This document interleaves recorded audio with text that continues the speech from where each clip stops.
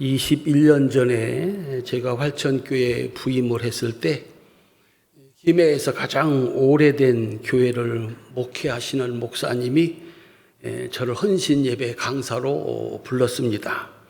그리고서 이렇게 소개를 하는데 이렇게 소개를 하셨습니다.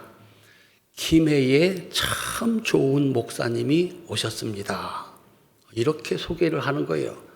참 좋았습니다. 야, 이렇게 소개를 해주시는구나.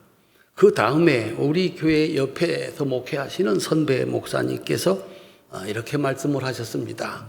박 목사님, 제가 잘해드리겠습니다. 왜요? 그랬더니 박 목사님은 하나님이 보내셨습니다. 하나님이 보낸 사람 잘못하면 큰일 납니다. 제가 잘해드리겠습니다. 정말 그분은 정말 잘해 주셨습니다. 그 고마웠던 말, 나도 언젠가 돌려드려야지 그런 생각을 했는데 오늘 드디어 돌려드릴 기회가 왔습니다.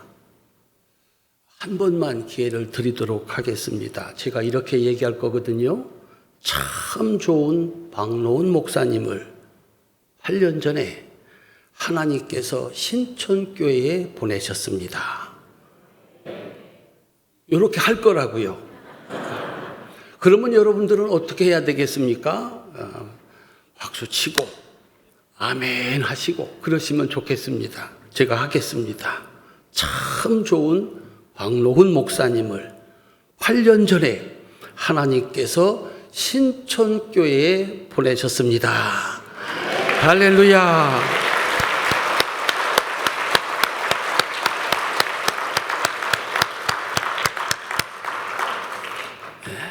오늘 설교의 주인공은 수냄성의 귀한 여인입니다.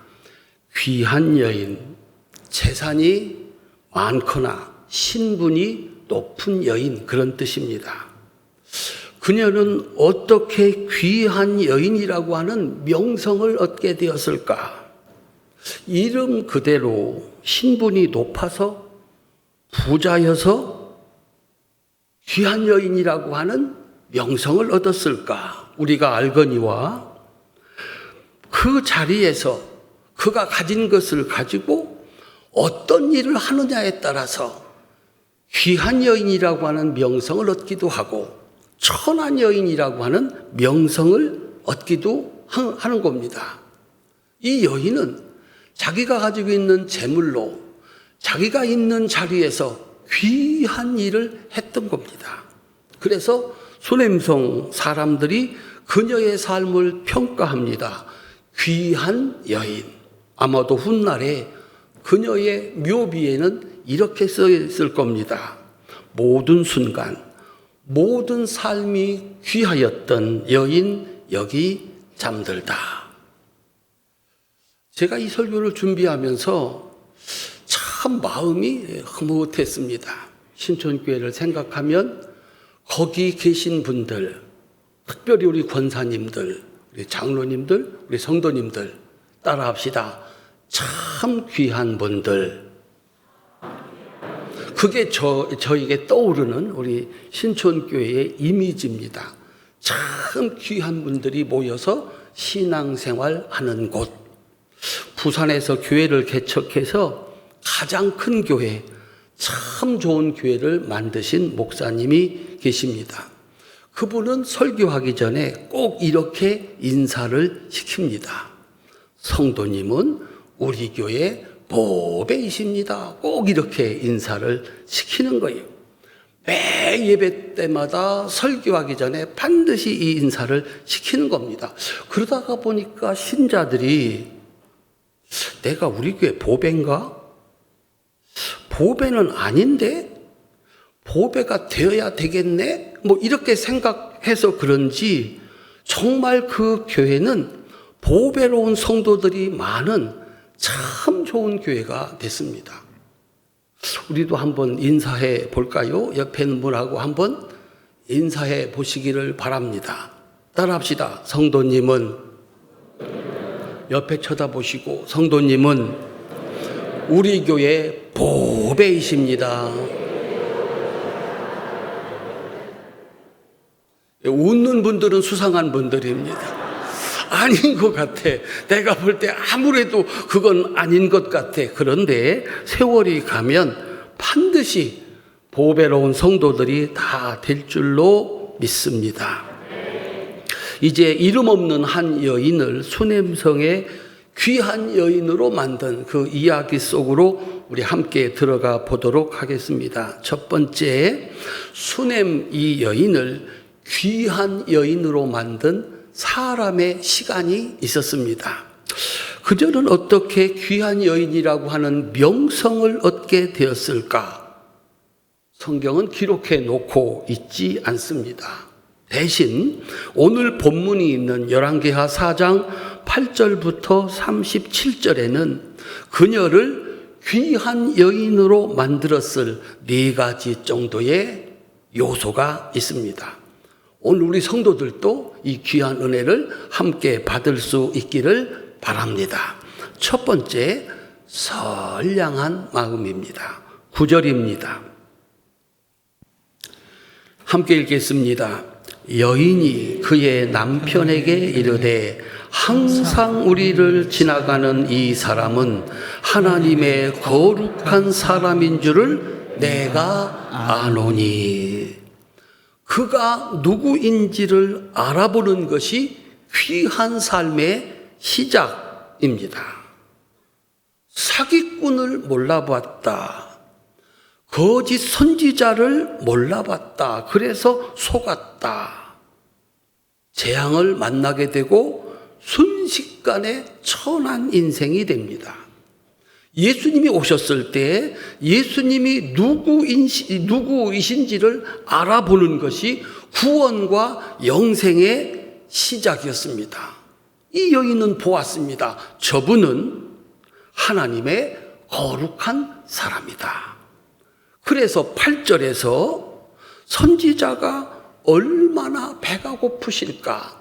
늘 그 앞을 지나가는데 점심때가 지나갑니다. 틀림없이 밥을 안 먹은 것 같은 거죠. 얼마나 배가 고프실까? 그래서 저희 집에 들어오셔서 식사하고 가시지요. 선지자가 그렇다고 그래서 냉큼 들어갈 수도 없는 일입니다. 거절하고 거절했는데 여인이 간권하여 강력히 권해서 드디어 집으로 모셔드리고 식사를 대접했다라고 하는 겁니다. 10절에 가보면 선지자가 얼마나 피곤할까 생각을 했습니다. 그래서 선지자가 쉴 방을 마련해 두었습니다. 한번 따라합시다. 항상 우리를 지나가는 이 사람은 늘 그 시간에 그리로 지나갔다는 얘기입니다. 그러면 그녀만 보았을까? 그녀만 알았을까? 그녀는 자신의 앞을 지나가는 사람을 봅니다. 그리고 그가 누구인지를 알아봅니다. 그리고 판단을 하고 행동을 합니다. 그에게 무슨 도움을 받으려고 하는 것이거나 그를 비난하고 정죄하려고 보고 판단하고 행동하는 것이 아니라 그를 돕기 위함이었습니다. 그래서 그녀를 귀한 여인으로 만든 것은 착한 마음, 선량한 마음이었습니다. 그녀는 늘 만나는 모든 사람들에게 그런 식이었습니다. 보고 그에게 무엇이 필요한가?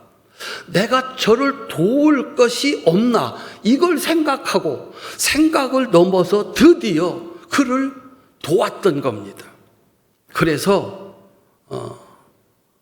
그 성에서 이 여인의 도움을 받지 않은 사람들이 없었습니다. 그래서 귀한 여인이라고 하는 명성을 얻었습니다. 세상 사람들은 귀한 사람을 만나는 것이 복이라고 생각합니다. 그래서 만남의 복을 주세요. 귀한 분 만나서 내가 그분의 도움을 얻어서 귀한 사람이 되게 해주세요. 이게 세상의 바람입니다. 그런데 성경은 내가 그에게 귀한 사람이 되어주라고 얘기를 합니다. 그것이 복이라고 얘기를 합니다. 믿음의 조상 아브라함이 받은 복은 그를 만나는 사람에게 자신이 가지고 있는 복을 나누어주는 축복의 근원이었습니다. 예수님이 우리에게 보여주신 복은 예수님을 만나는 사람들, 나를 만나는 모든 사람들, 그들의 문제를 해결해주고 구해주는 예수님이셨습니다.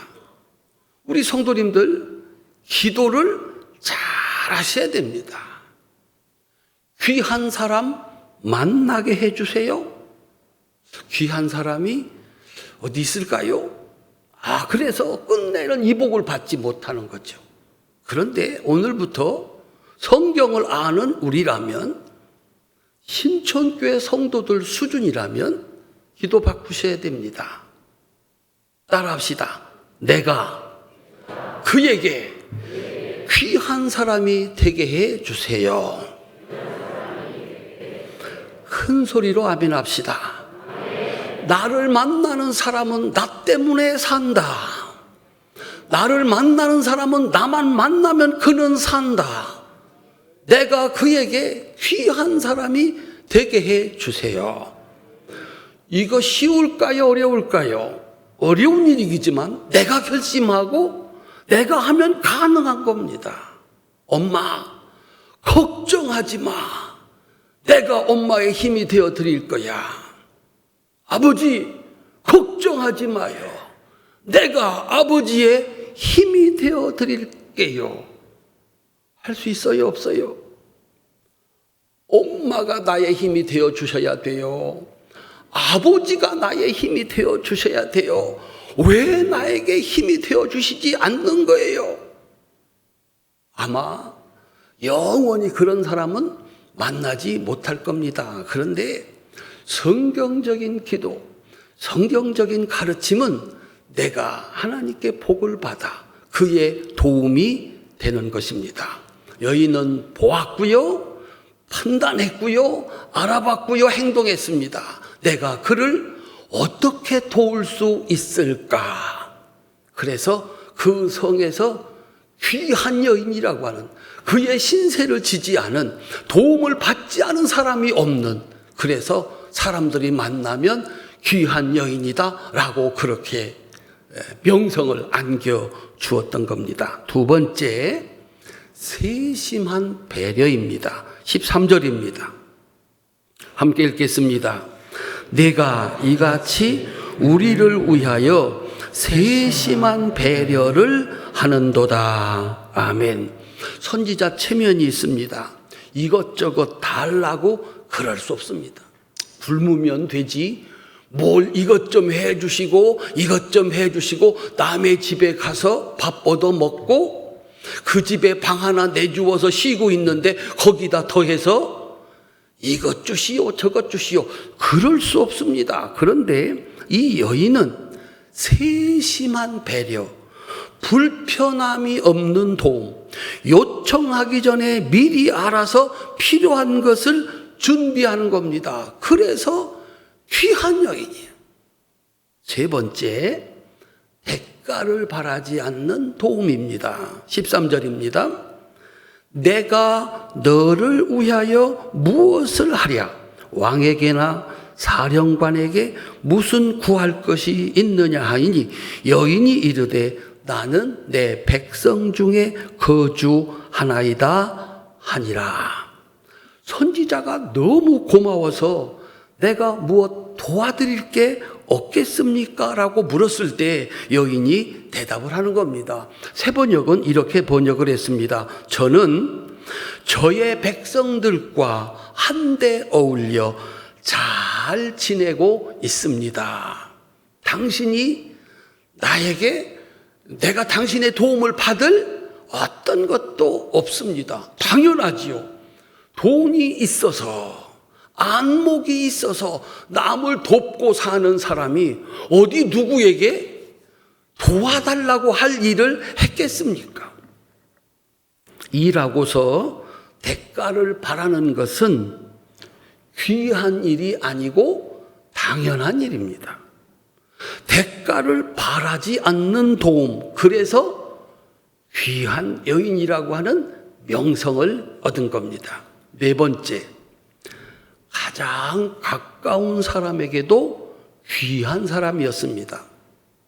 10절에서 엘리사 선지자를 위해서 방을 만들어 드립시다. 남편과 상의를 했습니다.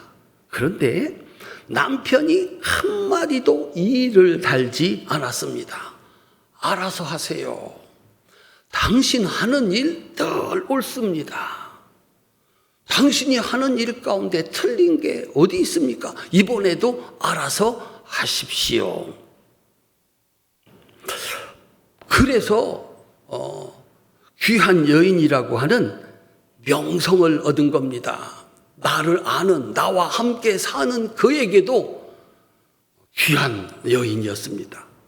가끔 밖에서는 영웅이고 밖에서는 천사인데 가장 가까운 사람, 내 교회, 내 집 식구들에게도 그러한가라고 하는 것은 한번 주의 깊게 살펴보아야 합니다. 그녀는 남편의 인정과 사랑까지를 받는 귀한 여인이었습니다. 재작년인가요? 벌써 저희 교회 시어머니도 권사님이고 며느리도 권사님이신 분이 있습니다. 교회를 잘 나옵니다. 시어머니가 돌아가셨어요. 그때 며느님 권사님이 이렇게 얘기를 했습니다. 나도 우리 시어머니처럼 살렵니다. 딸이 그렇다고 하면 그렇다고 할 텐데 세상에 며느리가 나도 시어머니처럼 살겠습니다 라고 얘기를 하는 거예요. 교회에서도 존경받는 권사님, 가정에 돌아가셔도 존경받는 시어머니. 이야, 참 멋진 신앙이다. 귀한 신앙이다. 그런 생각을 했습니다. 우리 옆에 계신 분들하고 한번 인사하십시다. 지금 보니까 딱 천사 같으십니다.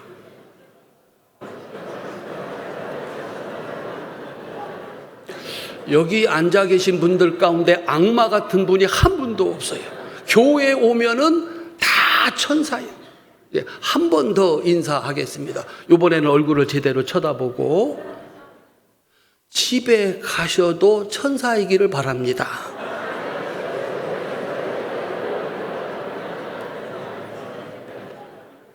목사님들이 깜빡 속습니다. 여기서는 다 천사인데 집에 가서도 천사여야 된다. 이 여인은 집에서도 천사였습니다. 수넴 여인은 그에게 주어진 시간을 귀한 일로 채워간 사람이었습니다. 부자라서 높은 자리에 있어서 외모가 아름다워서 공부를 많이 해서 귀한 사람 아니다. 그 자리에서 그가 가지고 있는 것을 가지고 지나가는 사람, 내 앞을 지나가는 사람, 그를 도와서 귀한 사람이다.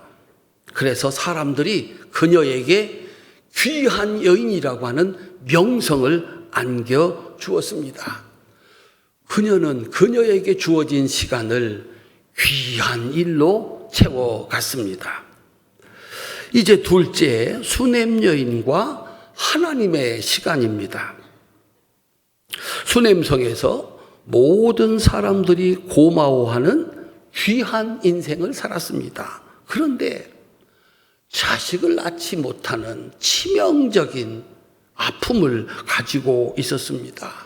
시간은 사정없이 흘러가서 귀한 여인이라고 하는 명성은 얻었는데 자식 없고 이제 늙어 죽음이 기다리고 있는 그 시간으로 시간은 달려가고 있었습니다. 14절입니다.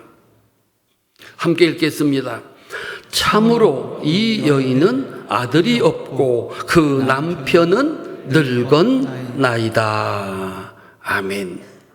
자식을 낳는 거, 늙어가는 거, 이것은 그녀가 아무리 노력을 해도 소용이 없는 일입니다. 그녀의 도움을 받았던 그 성 모든 사람들이 일어나서 돕고 도와도 이 문제는 해결할 수 없습니다. 자식을 낳지 못하고 늙었다.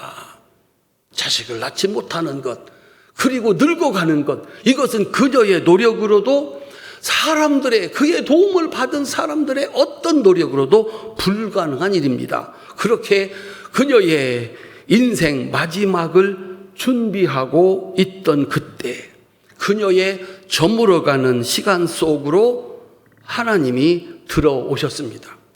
정확하게 말하면 그녀가 하나님을 그녀의 인생 속으로 초대했습니다. 하나님의 사람 엘리사가 그녀의 집으로 들어오는 순간, 따라합시다. 하나님도 함께 들어오셨습니다. 하나님의 사람이 하나님과 함께, 그녀는 하나님의 사람을 집으로 모셔들여 쉬게 하고 먹게 했습니다. 그때 하나님의 사람이 들어오니까 하나님도 함께 들어오신 겁니다. 한번 따라합시다. 하나님이 우리 집에 들어오셨다. 한 번 더요. 하나님이 내 인생 속으로 들어오셨다. 무슨 일이 일어날까요? 무슨 일이 일어날까요? 강아지 없었는데 우리 집에 오늘 강아지가 들어왔다. 고양이가 들어왔다. 아직 여름 안 끝났습니다. 모기가 한 마리 들어왔다. 어떤 일이 벌어지나요? 돈이 우리 집에 들어왔다. 질병이 우리 집에 들어왔다. 상상도 할 수 없었던 사고가 우리 집에 들어왔다. 그리고 그가 우리 집에 들어왔다. 그날부터, 그 순간부터 새로운 시간입니다. 하물며 하나님이 내 인생 속으로 들어오셨다. 어떤 일이 일어날까요? 하나님께 드리는 예배가 내 인생 속으로 들어왔다. 하나님의 말씀이 내 삶 속에 들어왔다. 하나님께 드리는 기도가 내 삶 속으로 들어왔다. 하나님께 드리는 헌금이 내 삶 속에 들어왔다. 어떤 일이 벌어지겠느냐라고 하는 겁니다. 하나님의 일을 하는 선지자가 들어오셨다. 선지자를 돕는 것은, 하나님의 일을 하는 선지자를 돕는 것은 하나님의 일을 돕는 것입니다. 그렇게 이 수넴 여인에게, 이 수넴 여인이 한 일은 하나님을 위한 일이 된 것입니다. 사람들은 그녀의 도움을 받고 귀한 여인이라고 하는 명성을 안겨주었습니다. 하나님은 그녀의 도움을 받고 가만히 있으실까요? 하나님도 도움을 받았으면 갚아야지요. 사람들은 이름 하나, 귀한 여인이라고 하는 최고의 명성을 그에게 안겨주었습니다. 하나님은 뭘 주실까요? 하나님께서 보상하십니다. 우리는 하나님의 보상은 너무 커서 보상이라고 말하지 않고 축복이라고 얘기를 하는 겁니다. 하나님은 그녀에게 세 가지로 보상을 하셨습니다. 첫 번째, 따라합시다. 생명에는 생명으로. 엘리사는 하나님의 사람으로 대접을 받았습니다. 이 집에 필요한 것이 무엇인가? 종에게 알아보라고 했습니다. 아무래도 필요한 게 없습니다. 찾다 종이 말합니다. 이 여인은 아들이 없고 그 남편은 늙었나이다. 하나님의 사람은 하나님의 일을 합니다. 여인을 불렀습니다. 오늘 본문입니다. 열왕기하 4장 16절입니다. 함께 읽겠습니다. 엘리사가 이르되 한 해가 지나 이때쯤에 내가 아들을 안으리라 하니 여인이 이르되 아니로소이다. 내 주 하나님의 사람이여 당신의 계집종을 속이지 마옵소서 하니라. 아멘. 아들을 낳으리라고 하는 엘리사의 말에 여인은 이렇게 얘기합니다. 그것은 이미 끝난 일입니다. 저 늙었습니다. 아이를 생산할 힘이 없습니다. 다 지나갔습니다. 그것은 끝난 일입니다.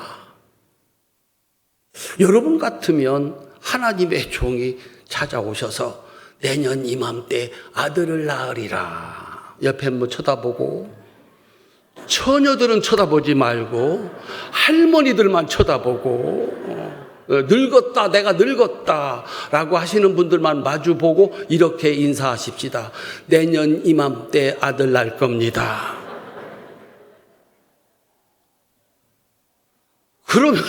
그러면은 여러분들의 반응은 뭡니까? 끝났습니다. 끝난 일입니다. 그것은 끝난 일입니다. 그런데 엘리사는 뭐라고 얘기합니까? 따라합시다. 사람은 끝이라 하고 하나님은 시작이라 하신다. 그녀의 말대로 끝난 것이 아니라 하나님의 사람의 말씀대로 생명의 역사가 시작됐습니다. 17절입니다. 함께 읽겠습니다. 여인이 과연 잉태하여 한 해가 지나 이때쯤에 엘리사가 여인에게 말한 대로 아들을 낳았더라. 아멘. 어느 날인가 여러분들이 설교를 듣는데 나는 끝난 줄 알았어. 이제 나는 다 끝난 줄 알았어. 그 일은 다시는, 그런 일은 나에게 다시는 없는 줄 알았어. 근데 목사님이 그날따라 유독이 핏대를 올리시면서 하나님께서 당신에게 이런 복을 주십니다 라고 말할 때 하나님께서 여러분들에게도 은혜를 주셔서 목사님이 말씀하셨어, 하나님의 종이 말씀하셨어. 따라합시다. 아멘. 아멘. 네, 그 정도로 아멘에서는 한 해가 지나면 아들 못 낳습니다. 따라합시다. 아멘. 정말 그 말씀이 나에게 주시는 하나님의 말씀이 되는 겁니다. 정말 1년이 지나서 할머니가 아들을 낳은 겁니다. 먹지 않고 살 사람은 없습니다. 한 끼 양식, 이건 선지자의 육체의 생명입니다. 천하 없는 사람도 하나님의 종이라도 몸을 가지고 있는 동안에 먹지 않고서는 살 수 없습니다. 한 끼 안 먹죠? 두 끼 안 먹죠? 세 끼 안 먹죠? 죽는 겁니다. 일 못하는 겁니다. 여인이 선지자에게 준 밥 한 그릇은 선지자의 생명입니다. 하나님의 사람은 그 한 그릇의 양식을 먹고 살아서 하나님의 일을 했습니다. 하나님의 사람은 음식을 먹었다고 그래서 음식으로 보상하지 않습니다. 엘리사에게 꼭 필요한 것은 한 그릇의 밥이었지만 여인에게는 밥 많습니다. 여인에게 꼭 필요한 것, 죽고 나면 끝나는 여인의 일생을 자식과 자식으로 이어지는 영원한 생명으로 보상하시는 겁니다. 따라합시다. 생명에는 생명으로. 그래서 축복입니다. 그것은 사람이 줄 수 있는 게 아닙니다. 사람이야 밥 한 그릇 얻어 먹었으면 몇 그릇 사주면 됩니까? 사줄 의향이 전혀 없으십니까? 한 그릇을 얻어 먹었으면 몇 그릇 사주면 됩니까? 수준하고 신촌교회는 한 그릇 먼저 이렇게 얻어 먹었으면 몇 그릇 사야 됩니까? 겨우 두 그릇? 세 그릇은 사야지요. 사람은 그렇게밖에는 보상할 수가 없습니다. 근데 하나님은 밥을 얻어 먹었다고 그래서 밥으로 보상하지 않습니다. 그녀에게 꼭 필요한 거 영원한 생명. 구약에서 사람은 그 자식 그렇게 생명을 이어가게 돼 있습니다. 여인 죽고 나면 여인의 일생은 사라지고 맙니다. 그녀가 했던 모든 일도 다 사라지고 맙니다. 아들 낳아서 그 생명의 역사를 영원토록 이어가게 한 것입니다. 그래서 하나님은 그녀에게 다 끝났다고 여겨졌던 영원한 생명을 축복으로 주셨습니다. 아들을 낳습니다. 이제 됐다라고 생각을 했습니다. 그녀의 귀한 인생은 그렇게 완성이 됐습니다. 하나님의 은혜와 능력으로 얻은 아들이 잘 자랐습니다. 한번 따라합시다. 인생은 끝날 때까지 끝난 것이 아니다. 여인을 끝이라고 생각했습니다. 이만하면 됐다. 그런데 그곳에 새로운 시작이 기다리고 있었습니다. 그렇게 하나님의 축복으로 얻은 아들이 6살쯤 되었을 때 갑자기 추수하는 날에 밭에 왔는데 머리가 아프다. 내 머리야, 내 머리야. 그렇게 머리 아파 죽겠다고 얘기하다가 정말 죽었습니다. 20절입니다. 함께 읽겠습니다. 어머니에게로 데려갔더니 낮까지 어머니의 무릎에 앉아 있다가 죽은지라. 아들이 죽었습니다. 죽음은 끝입니다. 살아서 뭘 하는 것이지요? 죽으면 끝나는 겁니다. 그런데 이 하나님의 사람을 대접하면서 이 여인이 믿음이 생겼습니다. 하나님은 가만히 보니까 없는 것도 있게 하시는 분이다. 다시 한번요. 하나님은 없는 것도 있게 하시는 분이다. 그러면 죽은 자를 살리는 것은 일도 아니다. 이게 선지자와 함께 살면서 선지자를 대접하면서 받은 은혜이고 지식입니다. 우리 사랑스러운 성도님들 예배드리고 신앙생활하고 이곳에서 여러분의 믿음이 점점 커지는 축복을 받으시기를 주님의 이름으로 축원합니다. 죽으면 끝이지 않습니까? 그런데 내가 하나님의 사람과 은혜 받고 하나님 말씀 따라 살고 그러다 보니까 믿음이 생겼습니다.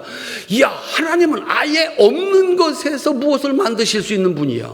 그런데 있는 것, 그것이 죽었다고 다시 살려내지 못할 이유가 어디 있겠는가?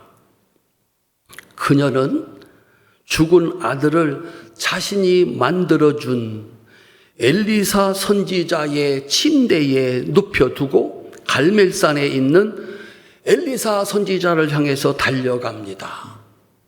도움만 주면서 살아온 그녀가 생전 처음으로 도움을 요청합니다. 한 번도 지금까지 누구에게 도와달라고 한 적이 없었습니다. 그런 꿈을 꿔본 적도 없습니다. 내가 도와야지. 누구를 만나든지 내가 그를 도와야지. 그리고서 살아와서 귀한 여인이라고 하는 명성을 얻었던 겁니다. 그런데 그녀가 처음으로 날 좀 도와달라고 선지자를 향해서 달려갑니다. 선지자 모셔왔고 그녀의 믿음대로 선지자는 죽은 아들을 살렸습니다. 낳을 수 없는 아들을 낳는 것, 죽은 아들을 살리는 것, 그것은 사람이 할 수 없는 일입니다.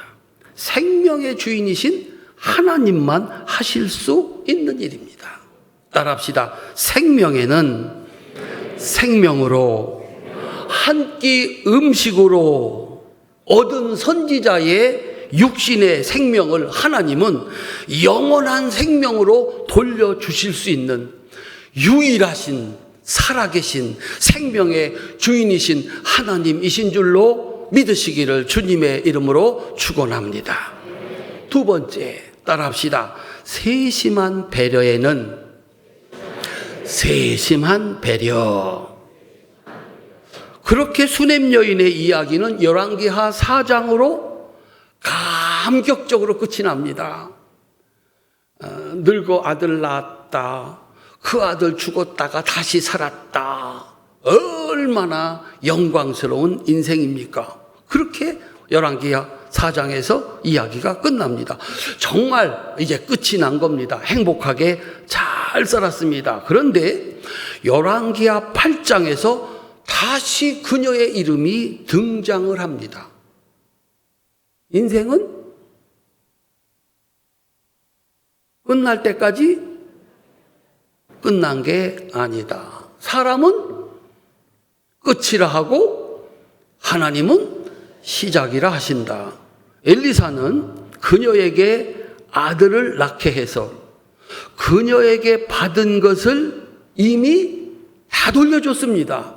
죽은 아들을 살려가지고 자기가 얻어먹고 그 집에서 신세진 거 어떻게 더 갚겠습니까? 갚고도 뭐 10배, 20배를 다 갚았습니다. 그러면 됐지 않겠습니까? 그런데 엘리사는 잊지 않았습니다.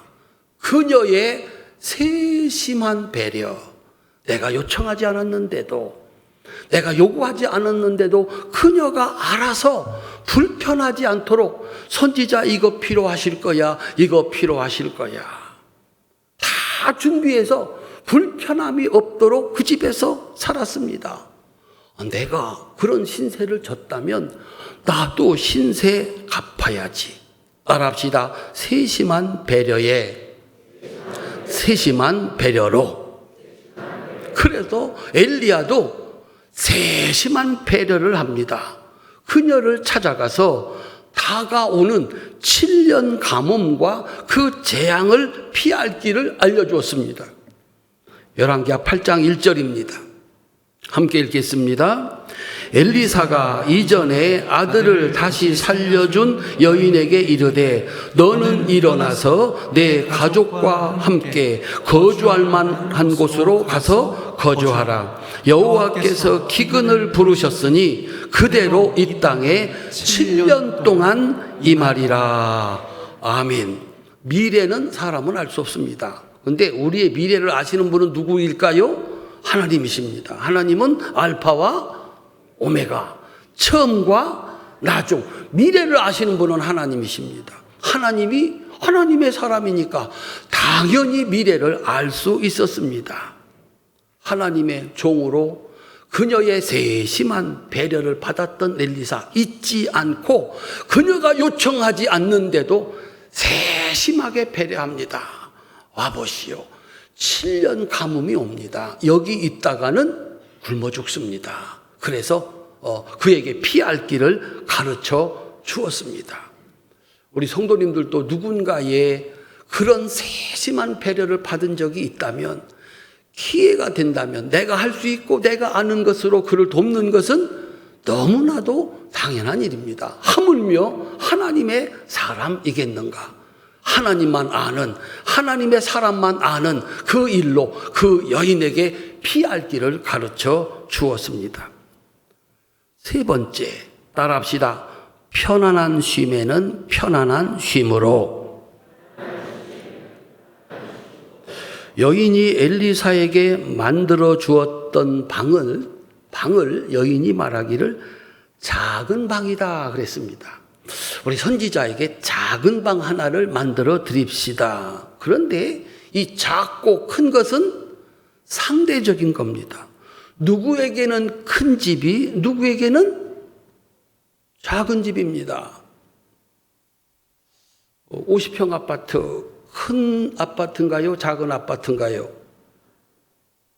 여러분들에게 꼭 그저 50평 정도는 작은 아파트일 수 있기를 바랍니다.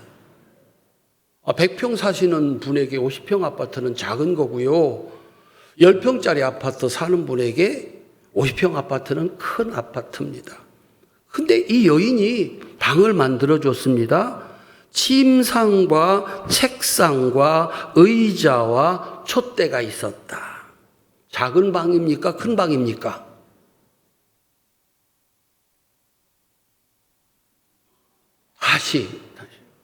침대 있고 책상 있고 의자 있고 촛대 있다. 작은 방입니까? 큰 방입니까? 작은 방이라니까요. 여인은 부자라고 그랬습니다. 돈 많아요. 그 집이 얼마나 큰지 몰라요. 거기에 그 방은 작은 방이에요. 기억해야 돼요.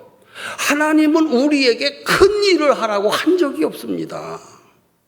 큰 일을 하라고 한 적이 없어요. 달란트 비유에서 5달란트 받은 사람이나 2달란트 받은 사람이나 똑같습니다. 따라합시다. 착하고 충성된 종아, 내가 작은 일에 충성했으니. 똑같이 작은 일입니다. 하나님은 우리에게 큰 일을 하라고 하지 않습니다. 네가 할 수 있는 것, 그것도 많이 말고 아주 작게 네가 할 수 있는 것. 그래서 헌금하는 사람 주님이 이렇게 보고 계셨습니다. 나도 그거 언제 한번 하고 싶어요. 신자들이 헌금하는 거 이렇게 누가 얼마를 넣나. 예수님이 짓궂었잖아요. 부자들은 잔뜩 넣었어요. 근데 과부는요, 동전 2개를 넣었어요. 주님 뭐라고 하셨어요? 이 여인이 저들보다 많이 넣었다 그랬어요. 우리가 하는 일은 작은 일이고요. 큰 일은 누가 하신다고요? 하나님이 하시는 거예요. 야, 이 다음에요, 목사님 제가 돈을 벌어서요, 어디 가서요, 어디만큼 되면 할 것. 하나님은 그걸 원하시지 않습니다. 지금 내가 할 수 있는 것 그거면 족하다라고 하는 겁니다.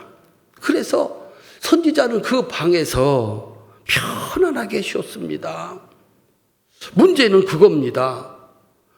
선지자가 편안하게 쉬고 그 다음날 일어나서 하나님 일을 하는데 그 쉼은 그 다음날 일을 하기 위한 새로운 동력이었습니다.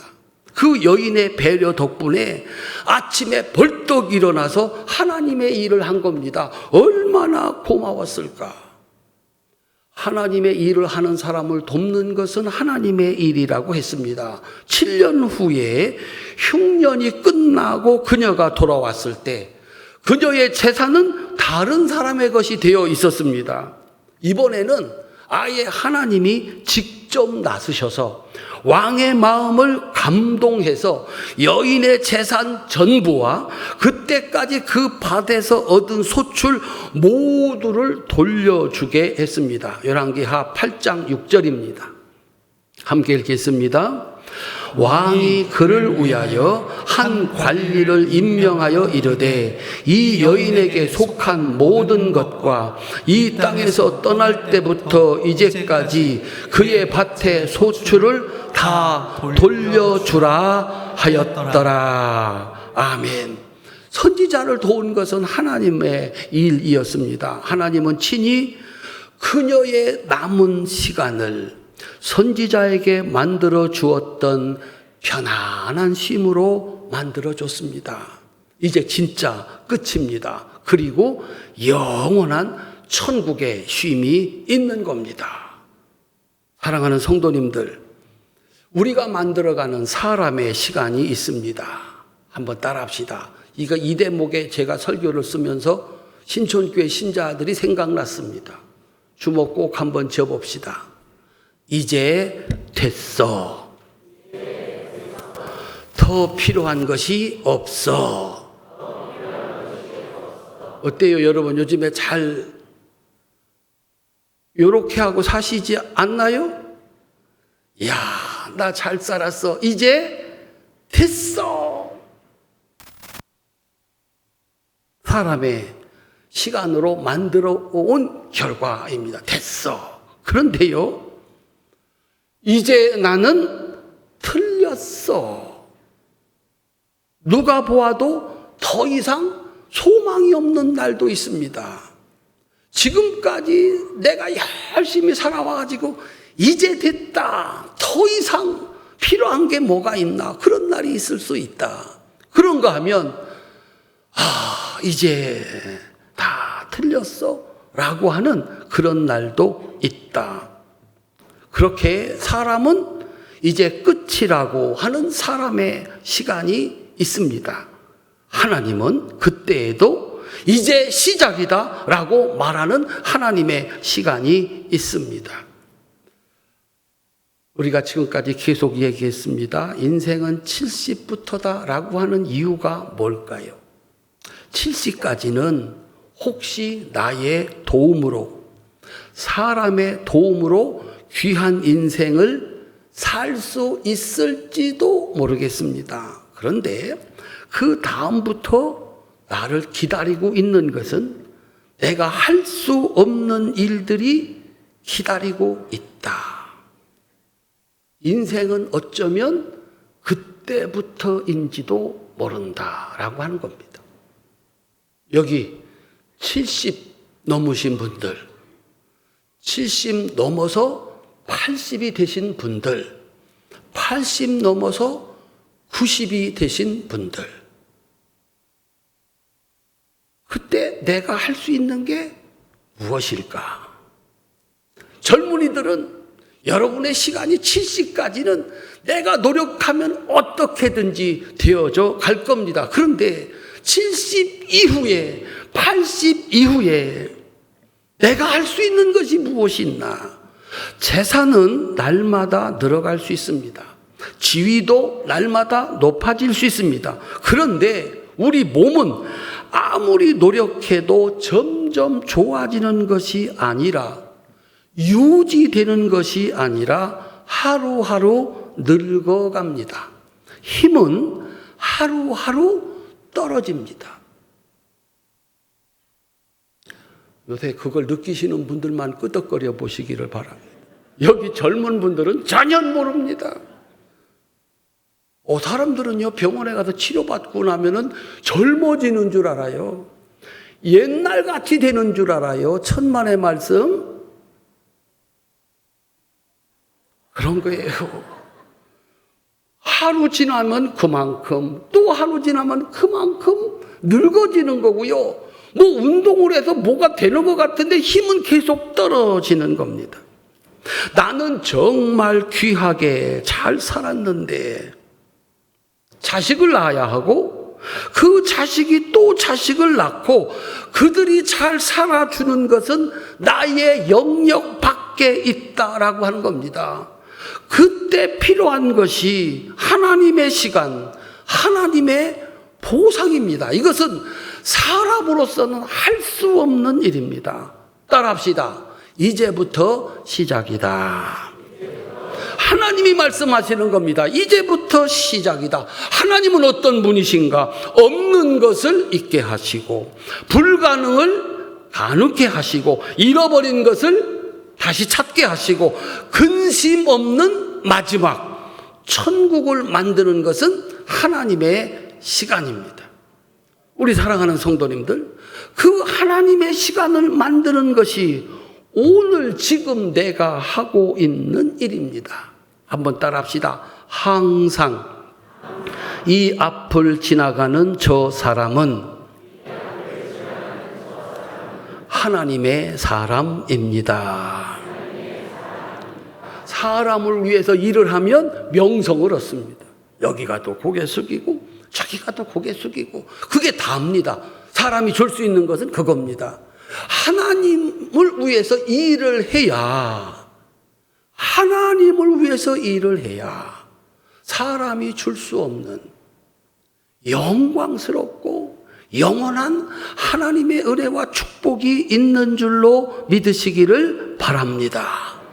항상 내 앞을 지나가는 이 사람, 우리 앞을 지나가는 사람이 있습니다. 하나님 일하자. 수많은 교회 중에 내 교회, 우리 교회, 하나님의 집이다. 우리 교회는 예수님의 몸이다. 따라합시다. 나도 수냄 여인처럼 귀한 일을 해야 하겠다. 아멘. 여러분, 눈이 번쩍 뜨셔야 돼요. 이게 열리셔야 돼요. 이거 하나님 집인데, 여기서 하는 일은 하나님 일인데, 이건 주님의 몸인데, 여기서 하는 것은 주님의 일인데, 어디 내가 해야 할 주님의 일 없는가? 그것을 수냄 여인처럼 찾아보고 그리고 그 일을 힘써 해야 된다라고 하는 겁니다. 이 세상에 수많은 목사님 계신데 내 앞에 계신 이 목사님만 하나님이 내게 보내주신 우리 목사님이다. 따라합시다. 우리 목사님은 그날 그곳을 지나가시던 엘리사 선지자이십니다. 그걸 믿어야지요. 그리고 수냄 여인처럼 내가 이 선지자를 어떻게 도울 것인가 보셔야 됩니다. 그리고 늦어서는 안 됩니다.